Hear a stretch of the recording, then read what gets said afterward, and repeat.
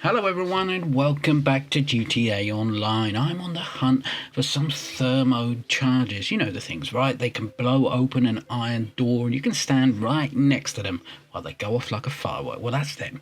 Apparently a gang of robbers are in a deadly fight to the death with the state police and they abandoned their charges in a bag on the floor and I took them.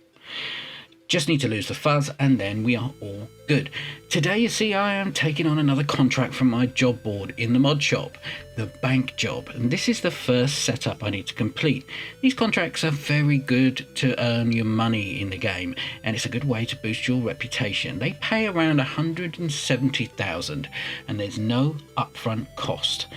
There are just a couple of setups you need to do for each one, and this one is simple enough, but I am challenging myself to use the tuner vehicles instead of flying around in my Sparrow, just for fun. And I'll show you how I do this in a new Karin Calico, which I think is the best sports car in the game, so let's go. So for part 2, this is easy and hard. First up, you're lifting the signal jammers out of the trunk of this Emperor. And now, you know how these work as well, right? You need to plant them at each of the 6 Fleeker banks to jam the frequency signal and stop the banks communicating with each other as you are robbing them at high speed one by one. Yep, you heard me right.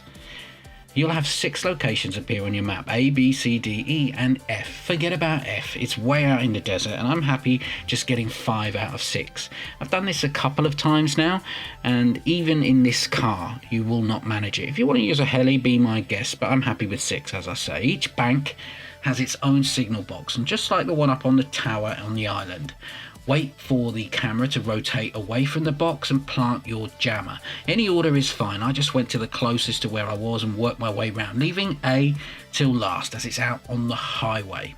You should be familiar with these locations by now if you've been playing the game for a while. Getting 5 out of 6 of these will give you 2 minutes of radio silence, which is plenty for me. Have a look at the 6th location for the final bank. It's way out there. You can get an oppressor and hit that if you want, but I just don't need the extra 30 seconds. Once you've planted the 5th one, head back and launch the finale. Again, with all the contracts, you can select a vehicle which you want to use, and that choosing one of your tuner cars will help you boost your reputation. Hit the banks in whatever order you like, but you are going to hit all 6. I leave A and F as the final 2 and just start with C because it's closest to my mod shop in Burton. When you arrive at the bank, be sure to park as close to the entrance as you can and just walk right on in and plant your thermal charge on the vault door and just wait for it to open. Then head in to the vault and fill up your bag. The police are in the dark for the first 2 minutes and you should have enough time to clear out 2 of the 6 banks in that time. Ignore the alarms and the panics of the bank staff as that's just there to rattle you. Keep calm and head to one bank after another and repeat the same process. Keep your eye on the timer on your screen and this will let you know when the police will show up. Oh yeah, they do arrive sooner or later. And don't worry about them. At the 3rd bank, you just park right outside and head in just like usual. Don't even worry when the police show up. They won't come inside the bank.